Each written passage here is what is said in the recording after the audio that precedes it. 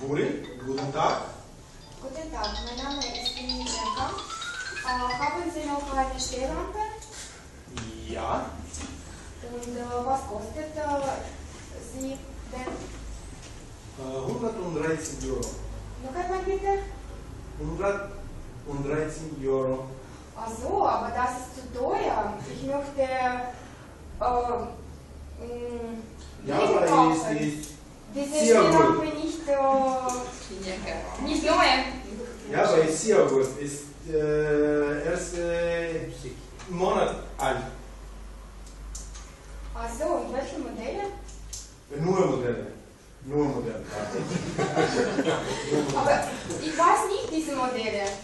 Ich möchte billige kaufen. Ja, aber ich habe das Modell. 80 Euro? Nein, 130 Euro.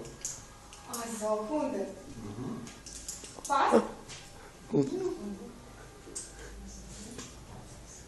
Ich komme morgen. Nein. Warum nicht? Ich bin zu Hause bis nächste Woche. Nächste Woche? Ja, Woche. Nächste Woche, ja. Aha.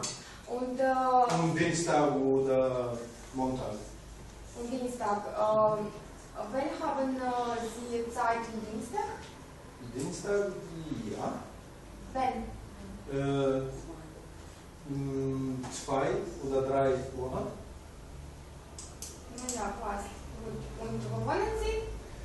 Zwölfergasse 6. Stuttgart 6? Aha. Also, danke. Bis bald.